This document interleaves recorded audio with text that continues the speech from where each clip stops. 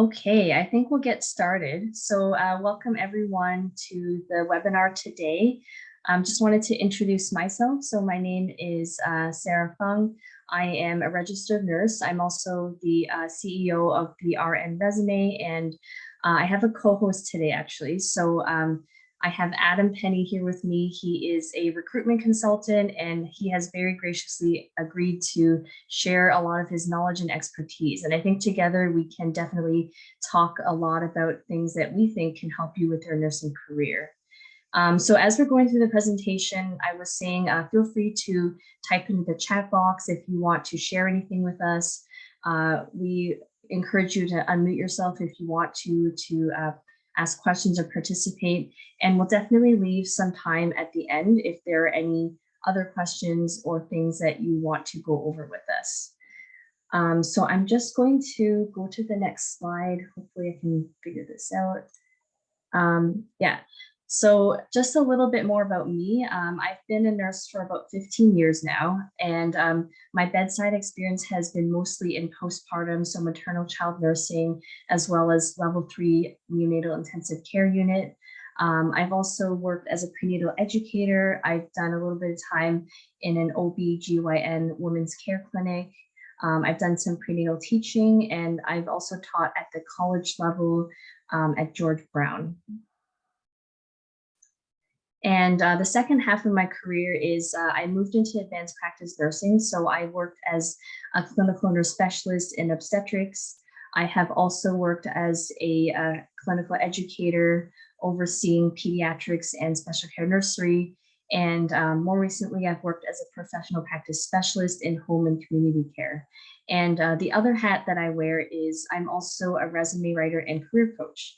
And I really think it's important that I be able to help other nurses with a lot of things that I've learned along the way.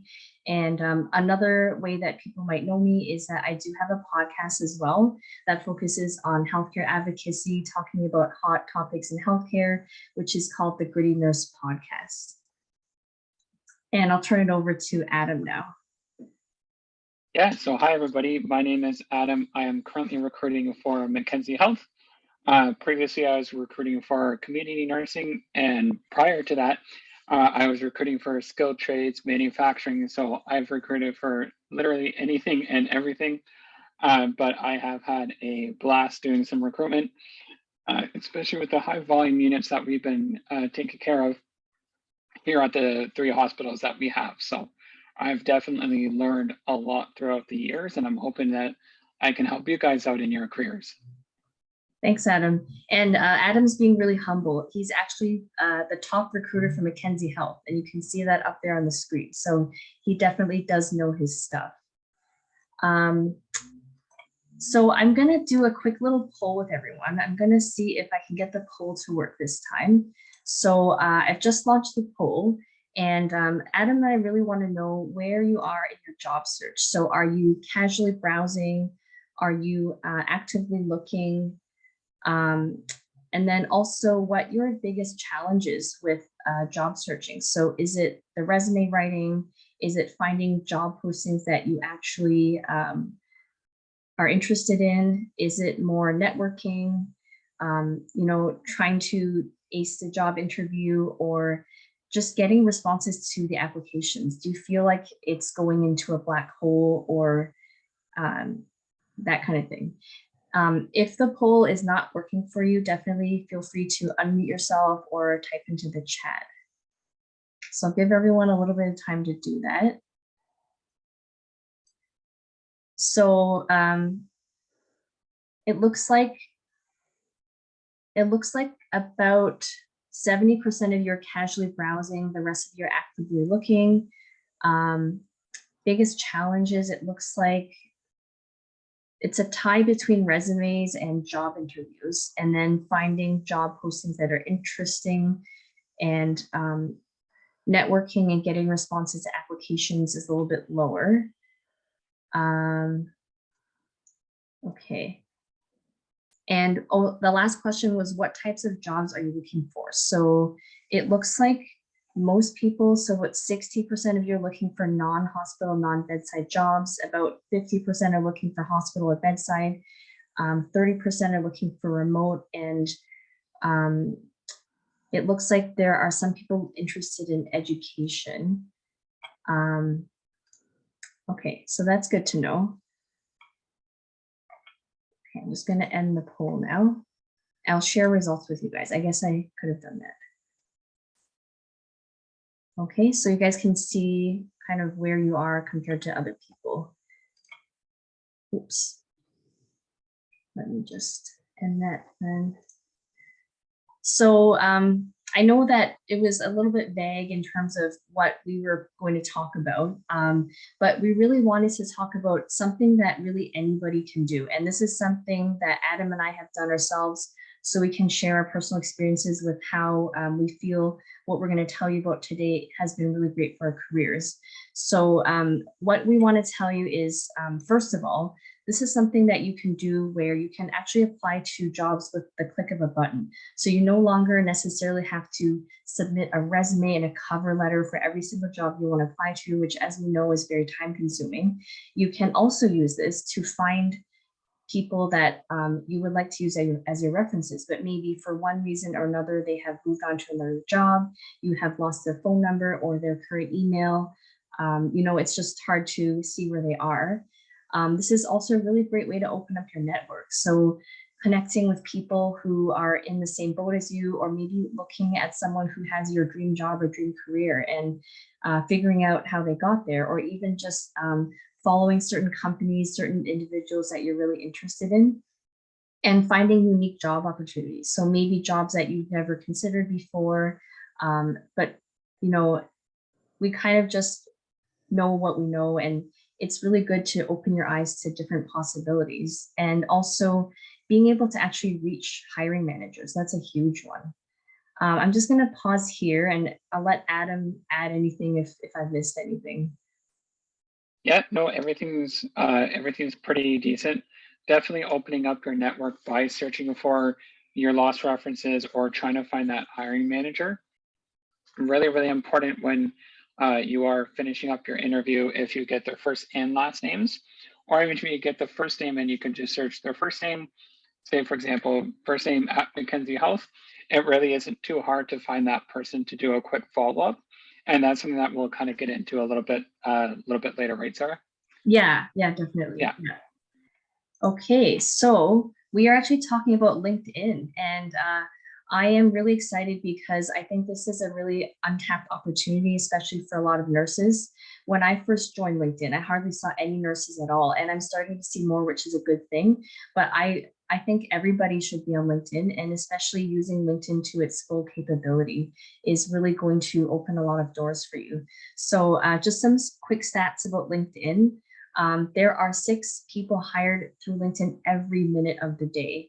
There are tons and tons of companies on there. I'm pretty sure that most of the hospitals or major healthcare organizations that you're thinking of working for are on LinkedIn. So over 58 million companies. There are over 15 million jobs posted on LinkedIn, and throughout the pandemic, the number of remote jobs has really been increasing a lot too. So over 300,000 remote jobs are on LinkedIn right now. And I verified this with Adam. So most recruiters, about 87%, are using LinkedIn to try and find candidates to fill positions. And it's actually considered one of the most trusted social media platforms. So if you think about other platforms like Twitter, Facebook, Instagram, you're not really going to find any trolls on LinkedIn, which is good because everyone's using it for professional reasons. Everyone knows that probably their manager is on LinkedIn as well. So it's a really professional environment to be in.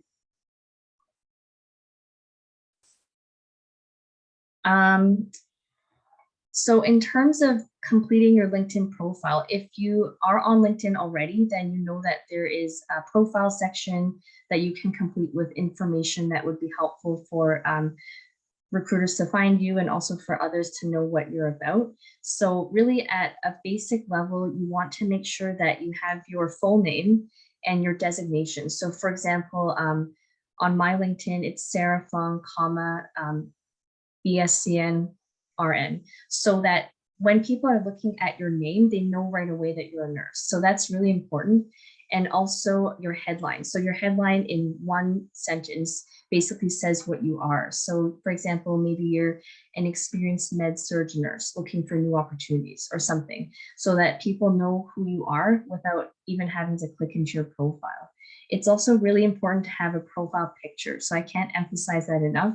For people to feel like you're a real person, it's important to have a picture, one with good lighting, one that makes you look approachable and professional. And we'll talk a little bit later about how to make yourself more searchable and how to show that you're open to work, not necessarily to everybody, but to people like Adam who are recruiters. And that way they know what types of jobs you're looking for, where you're located, and what your preferences are. And some other important sections to fill out, of course, would be your education, your work history. So making sure that you include not just where you work, but what unit, for example, you've worked on, and the different clinical or technical skills that you have in your skills section.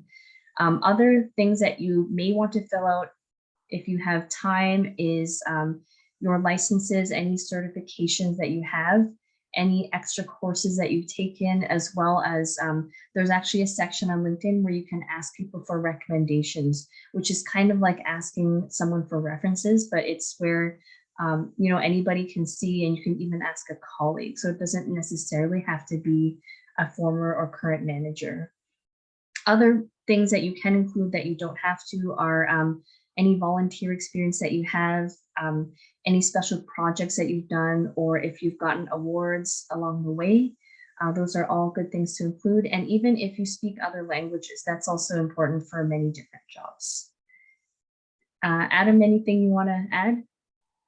Yeah, especially if, because I noticed that some people who had volunteered at the hospital before as well, sometimes they don't even include that in their profile. So that could be another way where you could potentially get into the hospital is by volunteering.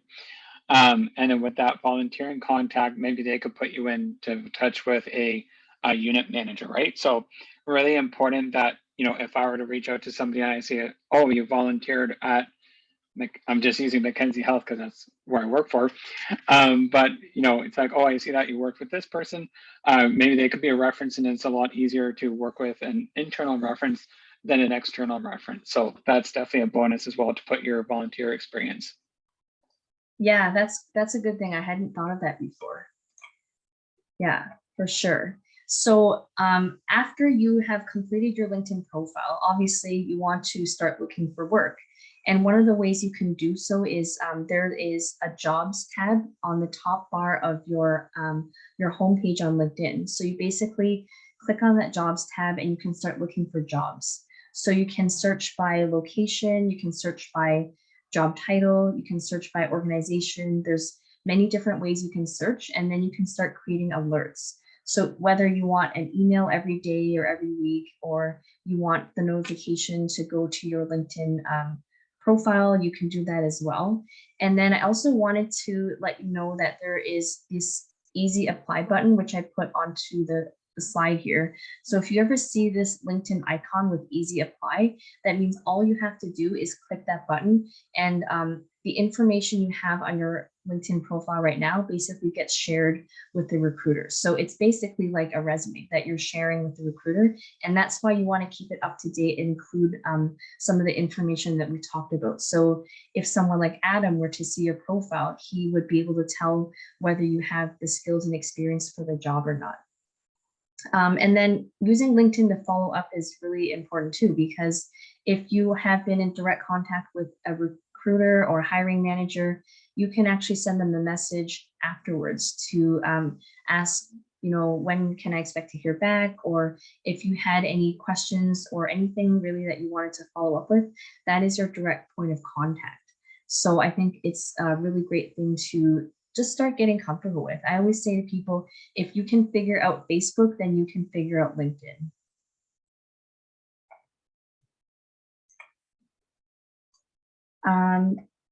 Anything you wanted to add, Adam? Feel free to jump in.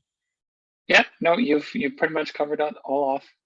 And just to kind of go back a little bit about the safe platform piece, the cool part about LinkedIn is that you don't have to have all of the options open. So if you wanted to turn off comments because you didn't want to have any more notifications, you could really personalize your setting options. So then that way you're not getting bombarded by all these random people that you don't necessarily know.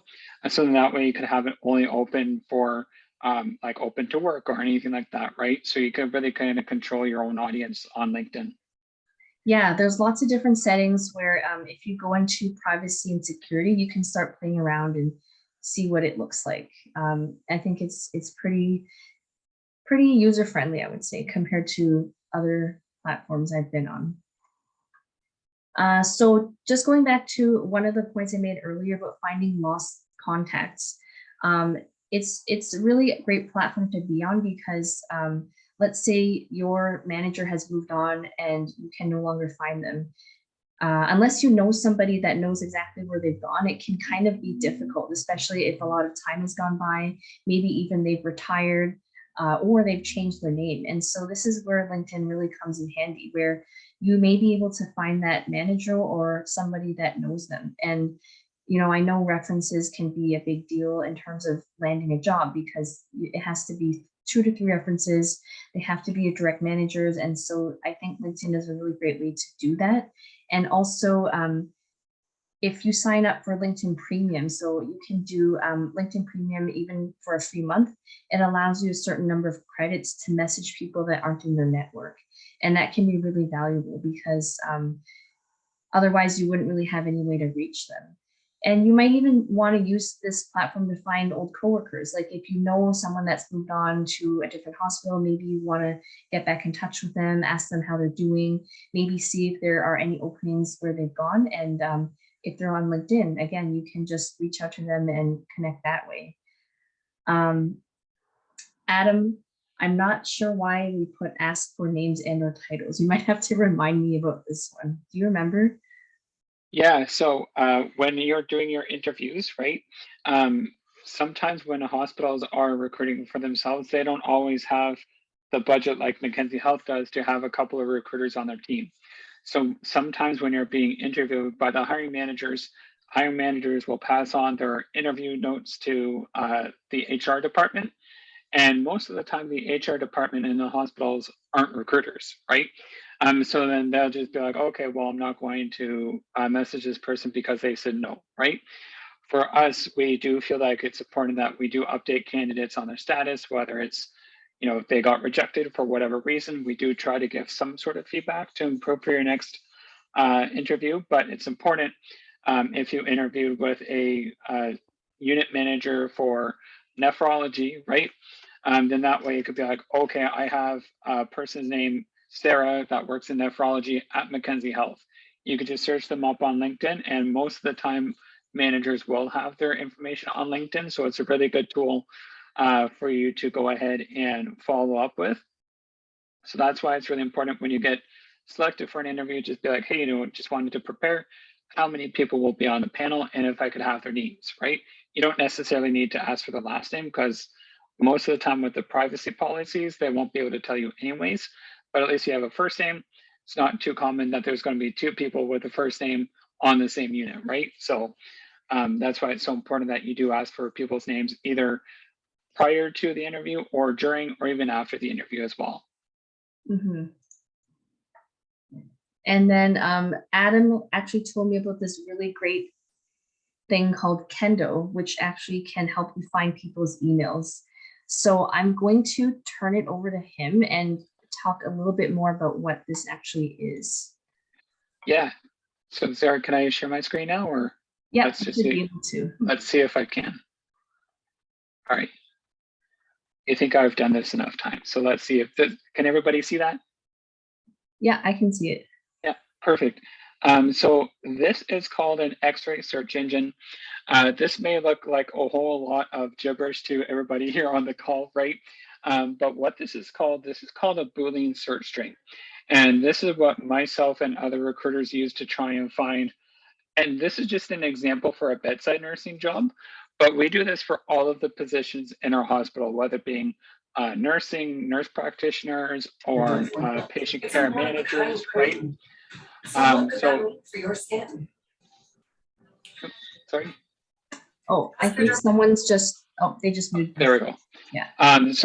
Sorry. So essentially what it's doing is it's finding all of the candidates, right? So whether it's being bedside nursing or nurse practitioners, patient care managers, even our operating engineers, right?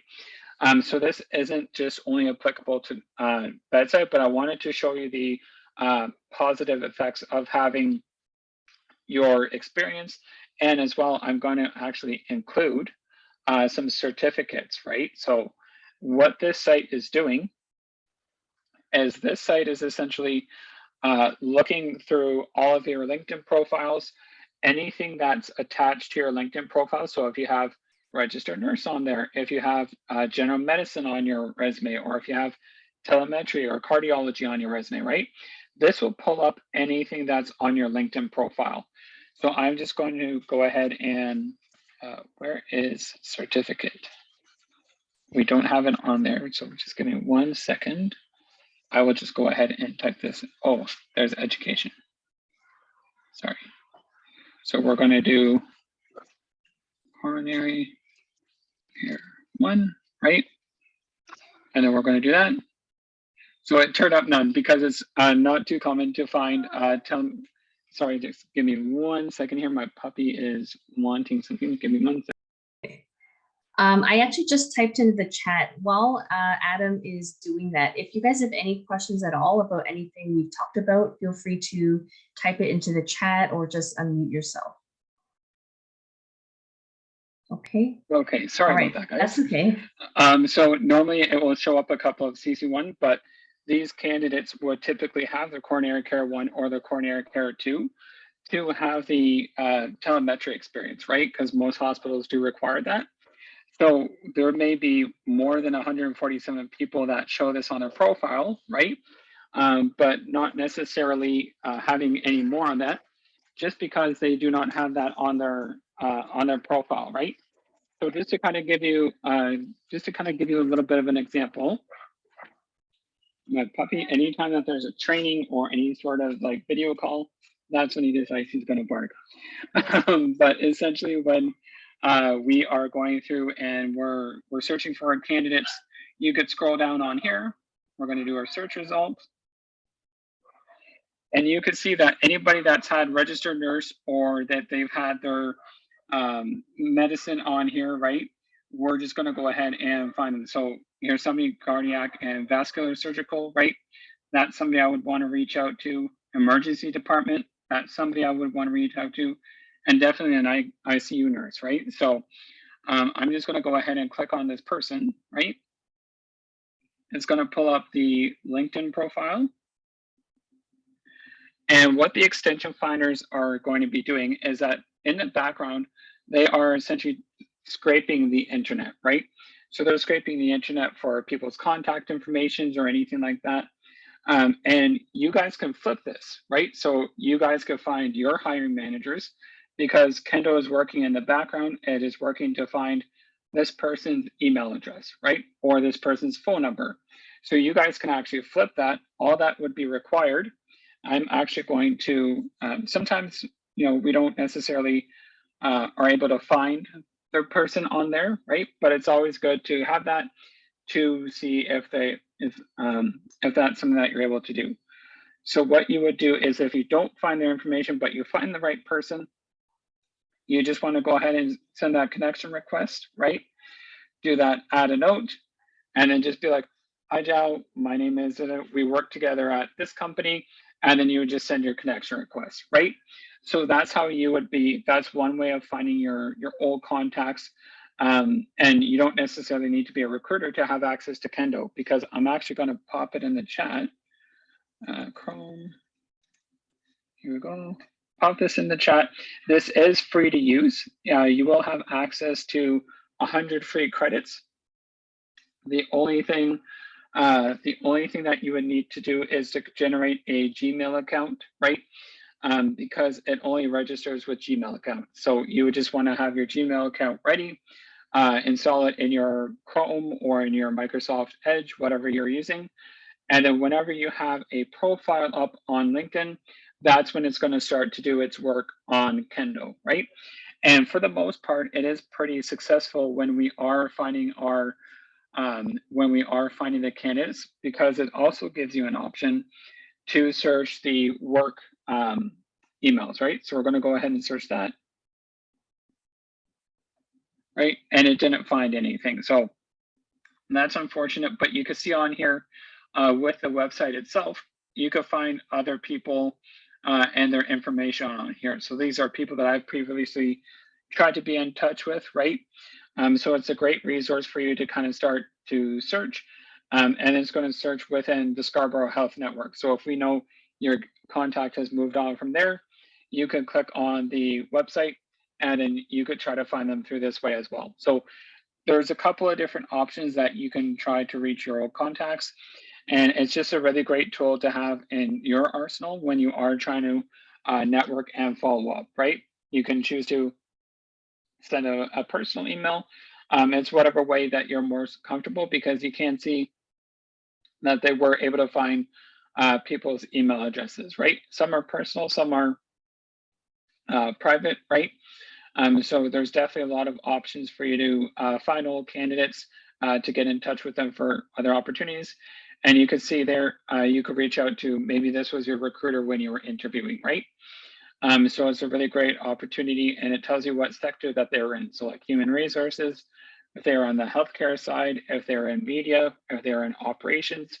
So there's a lot of different options for you to be able to find the people that you're looking to reach out to.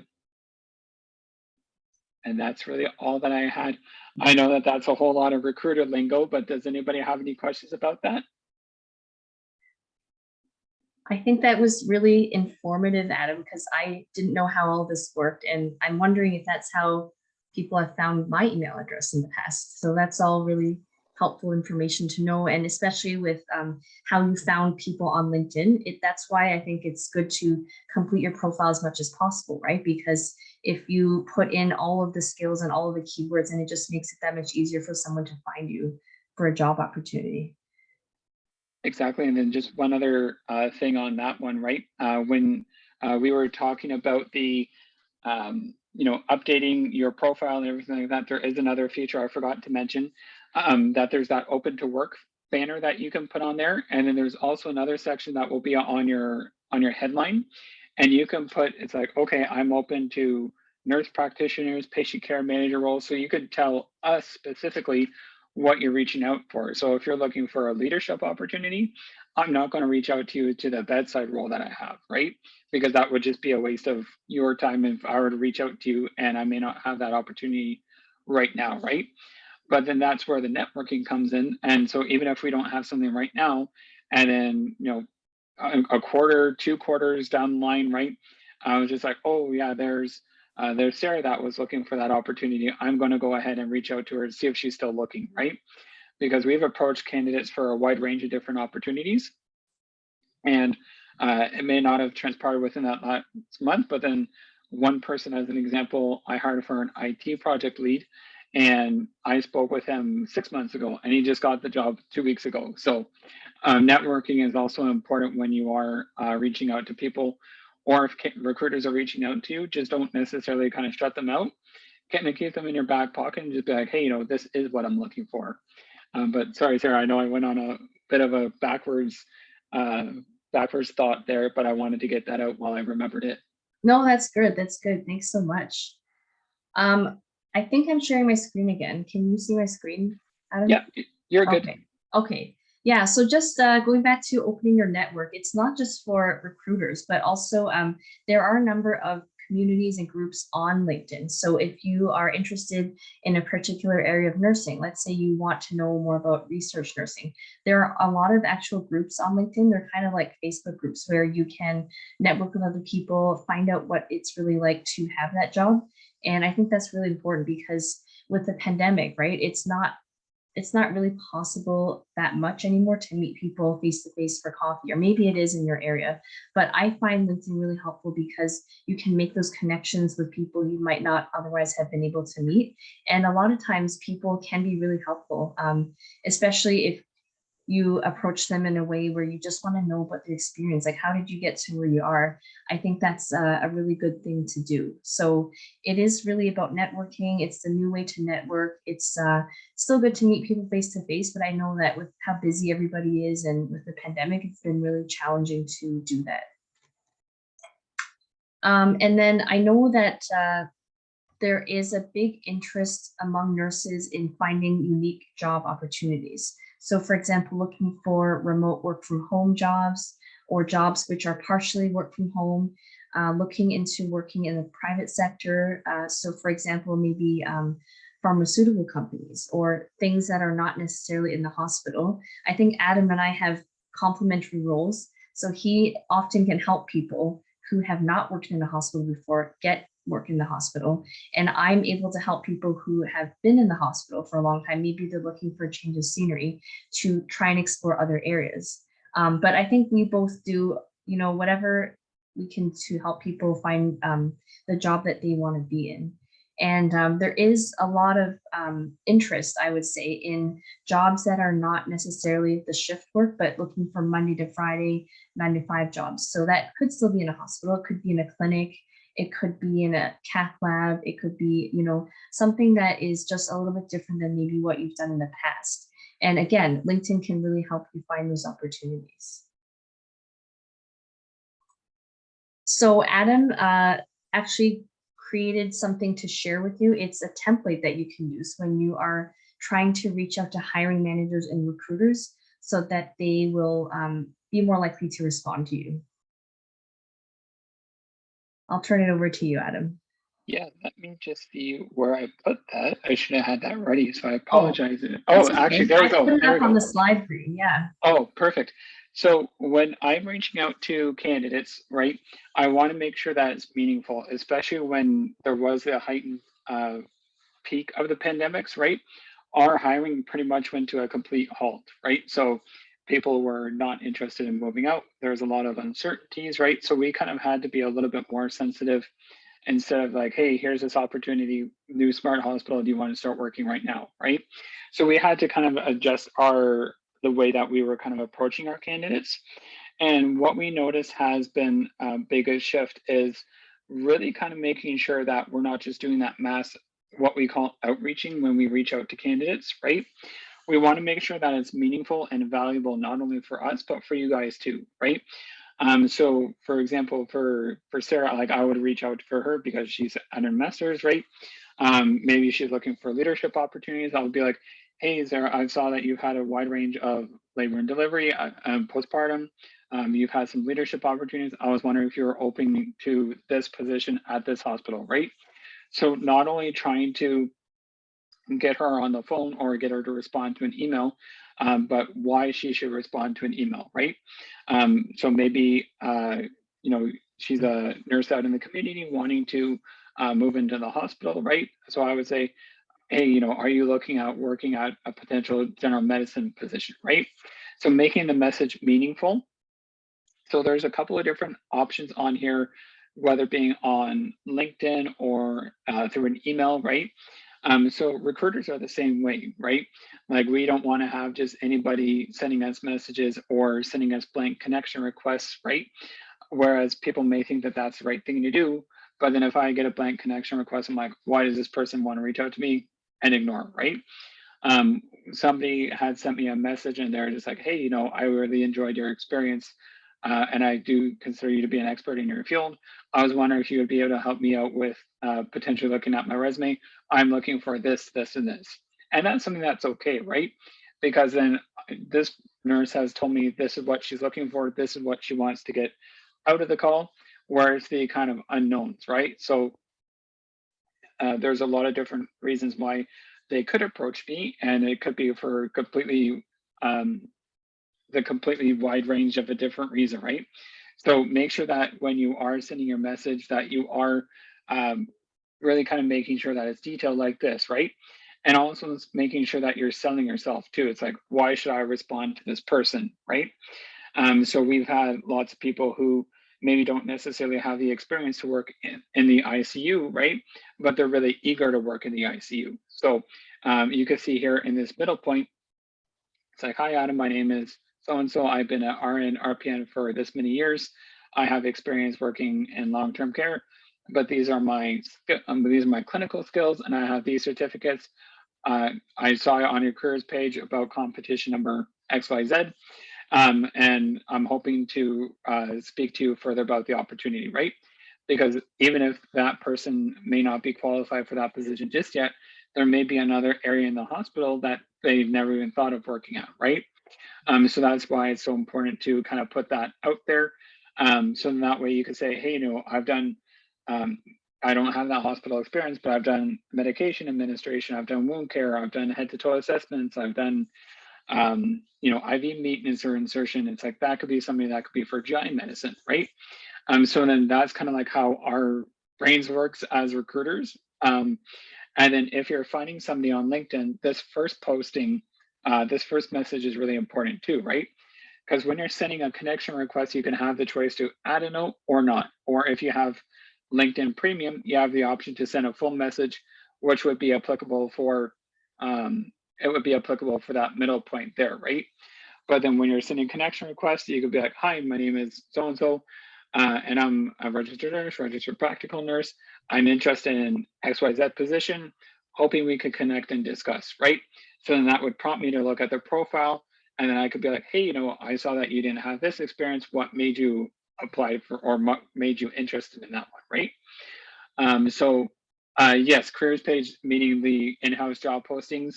Sorry, I should have been a little bit more specific on that one, but you could also say, hey, I saw your careers webpage, and then always make sure that you are sending the competition number, because if you're a high volume recruiter like myself, I have anywhere from 30 to 50 open positions at a time, right?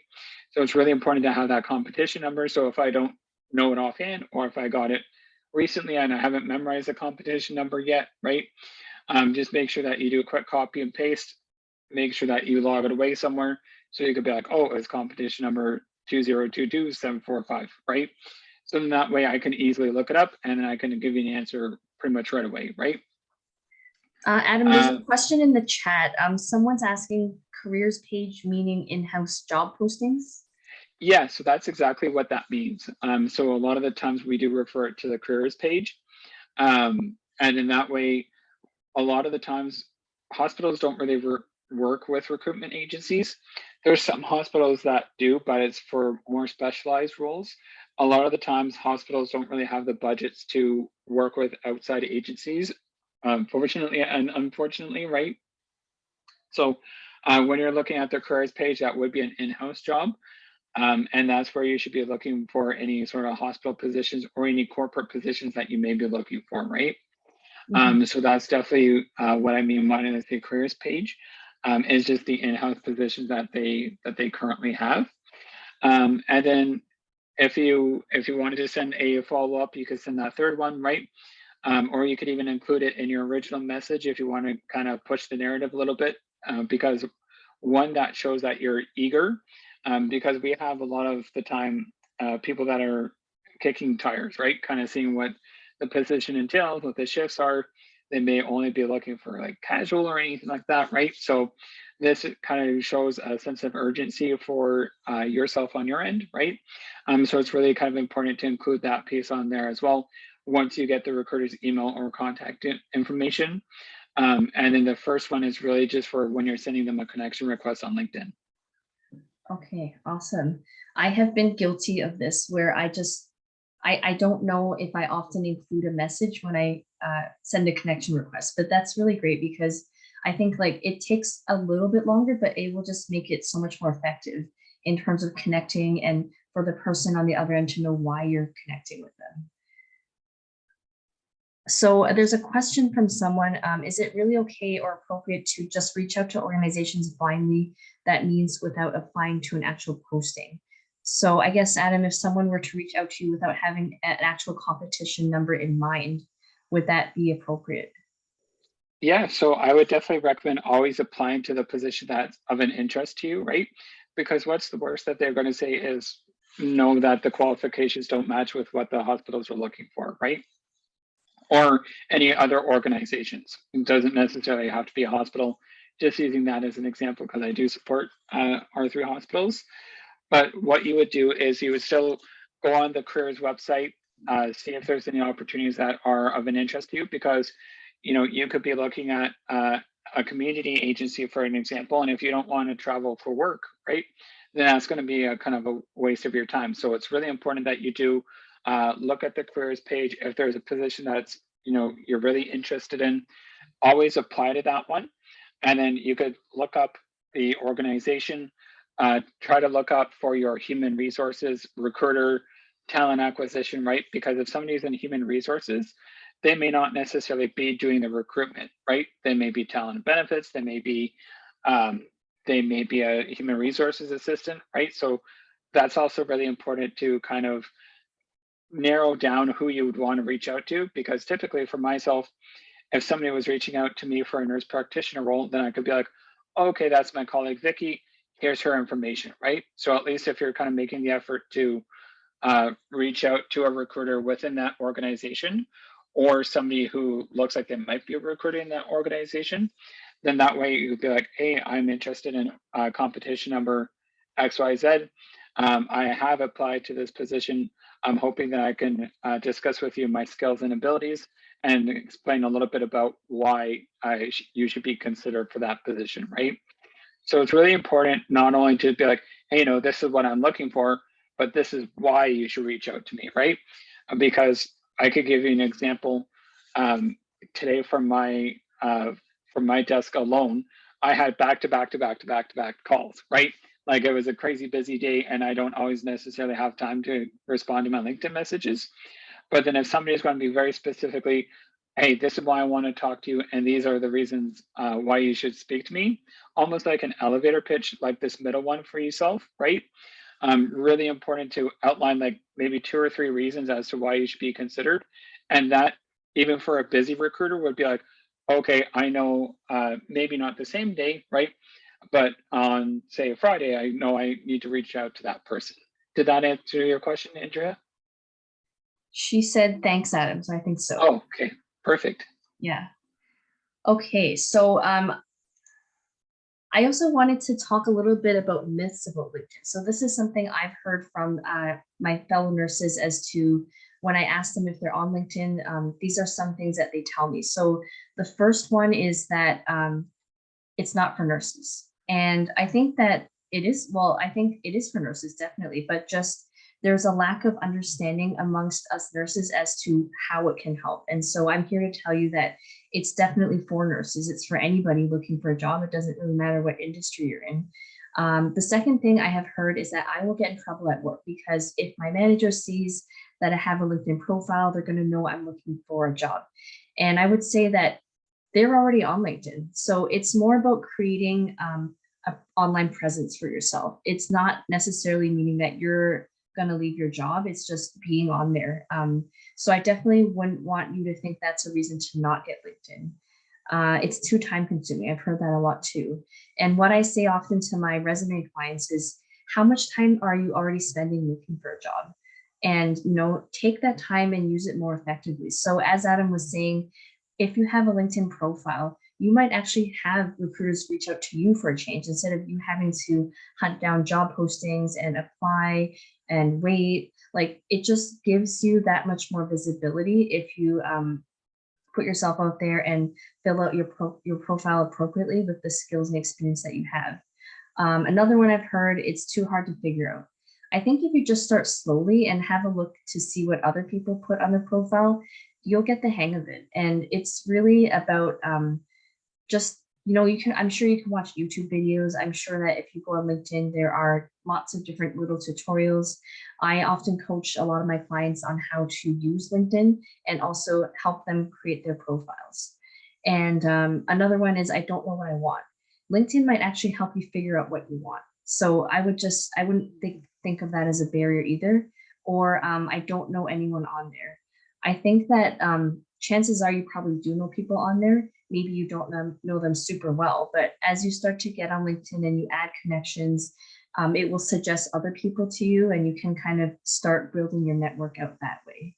Another thing I would say is that you don't have to necessarily know someone personally to add them on LinkedIn. Again, it's about networking, it's being professional. So just do what you're comfortable with, but just know that you don't have to necessarily know the person face to face to add them or send a connection request. So those are some myths. I don't know, Adam, if you had any others that you've heard in the past. Yeah, and that's the thing too. Like when Sarah and I started to chat a couple months ago, like I didn't know her personally before, right? I just kind of saw her on City Pulse, and then I was just like, hey, that's pretty cool. And then I just kind of networked with her, and she's a nurse and I am a recruiter, right? So we're kind of doing the complete opposite things. So it's a completely unique scenario when you don't necessarily need to know the person to work with the person. And same thing for on there, like my current manager, I didn't know her before she reached out to me on LinkedIn for this opportunity, right? So it's really, truly important. And we're going to kind of get into a little bit about success. So sorry, Sarah, I'm going to go first here then. So I was working at a agency and I wasn't necessarily happy on there. But I hadn't turned on my banner because I was just like, oh, you know what, I'm completely burnt out and I'm tired, and it's like, okay, whatever, right? And then she reached out to me. She's like, hey, I was really impressed with your experience at the agency and your prior experience as well, right?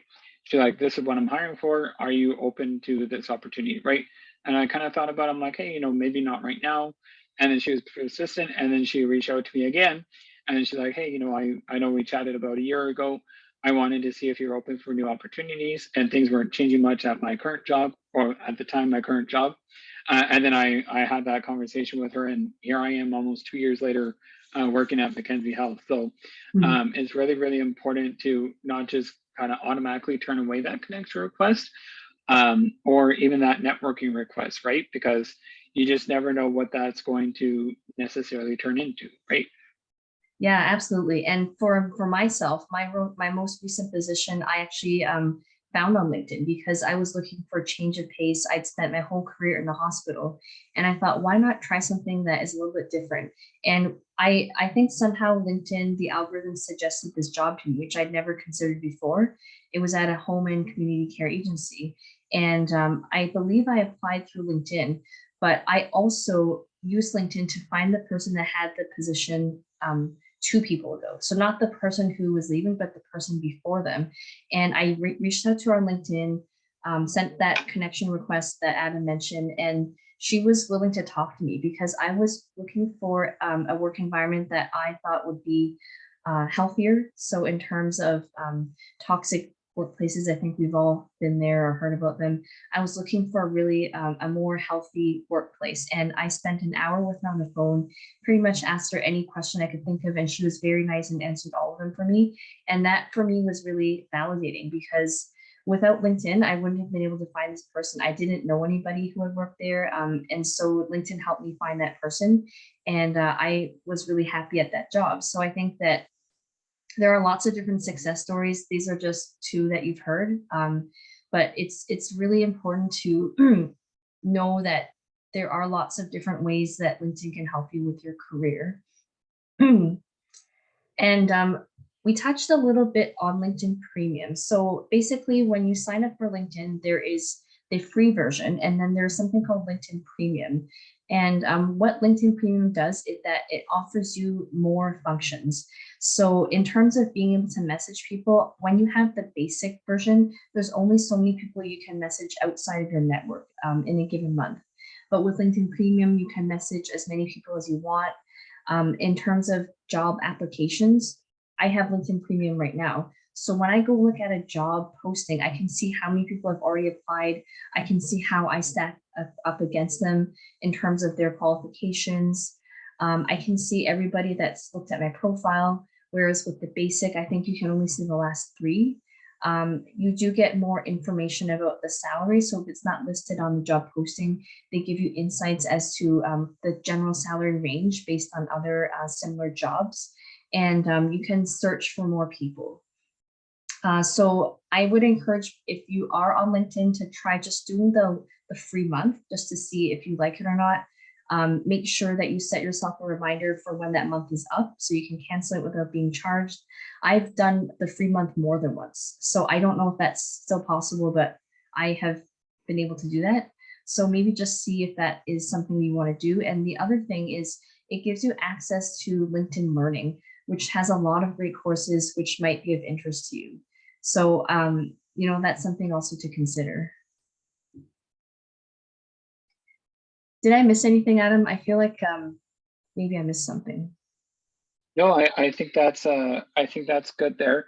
And then you don't necessarily even need to do LinkedIn Premium as well. Just your regular account will be fine. With the LinkedIn Premium, a couple benefits are these ones that Sarah's mentioned, right? You just may not have access to the extra networks. You won't have unlimited messaging, right? Some people won't get your messages, right, with the basic LinkedIn package, right? So it's definitely not a deal breaker if you don't get premium. But then if you we're working on LinkedIn, and you're like, hey, this is something that's pretty cool. It is something that is beneficial, especially if you are a job seeker, because I found a job through LinkedIn Premium 2 jobs prior to this one. So it's definitely worth it. And there is a higher chance if you're maybe you're wanting to get into a leadership role, and most of the times when people are in a director or above, right, they're going to have all of their emails turned off, right? This LinkedIn Premium message would be, given back to you. So that's a bonus with LinkedIn Premium as well. So maybe you wanted to reach out to Sarah for an opportunity, but then Sarah never returned your message within a certain amount of time frame, right? It's really important that you do have that premium, so then that way you could get that credit back, so you're not out a message. So even if she doesn't respond to you, you're not out that message from sending a message, right? Mm-hmm. Yeah, definitely. So just keeping an eye on time, I'm just gonna go through the next couple slides quickly so we have some time for questions. Just really quickly wanted to let everybody know that part of the services I do offer is a nursing career boot camp. So if you're really thinking like, oh, I really want to know more about this, this is definitely part of the service that I provide. So, trying to figure out from the start, like what are you looking for in an ideal job, taking stock of the current skills that you have, updating your resume, learning how to network, how to interview properly. These are all things that I do go over. And so it would really be 5 1-hour sessions. You get a recording of each session and cheat sheets as well. And then I do include your choice of a resume template. So I offer different templates, and you would get that as part of the nursing career bootcamp. And also, connecting with people that are in the same boat as you. So I think that's really important. And of course, you would have access to me as well. So just something to think about if you do want to, use the summer to figure out what you want to do and that take that next step in your career. And so I will leave some time for questions, but if you guys did want to reach out to me about, you want to know more about certain areas of how to improve, definitely reach out to me. If you do want a recording of the session, make sure you sign up for my newsletter.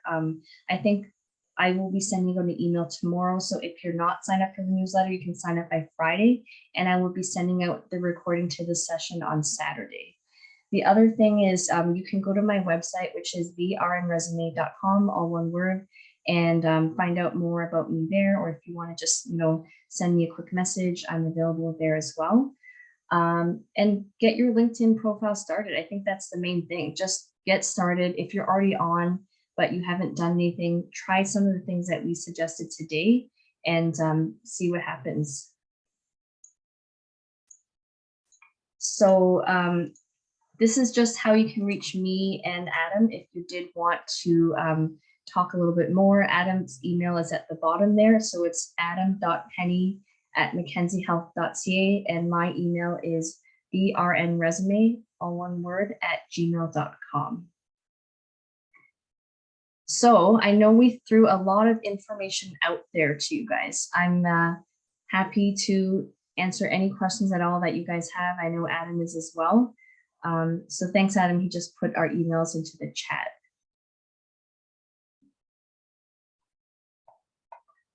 I was just going to go back to one question that someone had asked about. They've heard resumes go through a computer scan and select people based on these scans. Is this a common practice, and how do we update resumes to pass the initial scanning process? Adam, I mentioned the ATS system and tailoring your resume to the job posting, but if you had anything else to add on your end, I think that would be helpful. Yeah, so essentially how it works is, like Sarah said, just making sure that when you are submitting your resume that you're putting a few of the keywords on there, right? So one example is our labor and delivery unit. If it shows that there's like 6 months of labor and delivery on your profile, and the hiring manager is looking, or sorry, the unit manager is looking for maybe 2 years, you'll get funneled into what they call do not contact, right? Or initial disqualification, right? So there will be one of the two, and then that way, if you have the resume on there and it's picked up the majority of the qualifications on there, so like if there's PALS required, or if there's the fetal heart surveillance course, right? If there's the NRP course that's required on there, and you don't have that on your resume, but you just got it, right? Really, really important to keep your resume updated, especially for the positions that you're applying for. And especially if they say, it's like, oh, must have 2 years of experience of surgery, right? And you only have the 1 year, it may not necessarily pick it up, right? But we still do go through those do not call, or do not not qualified resumes. We still go through those, but it's almost like a ranking system. So if people make it into the bucket that are new submissions, we're going to call them first. And then the initial qualification, do not consider, whatever it's called. I can't think of it off the top of my head.